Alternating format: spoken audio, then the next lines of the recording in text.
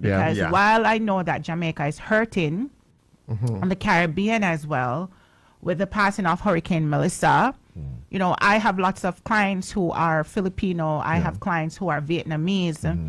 And we've had to hold space for these communities as well who are going through this kind of grief, who are holding their breath, holding their hearts. And so my heart reaches out. We want to reach out to the Filipino community and the Vietnamese community to say, even after the passing, especially in Vietnam, there's now a flood that has killed about 193 people. I saw videos of parents putting their children in plastic bags to take them across rivers. That is how bad it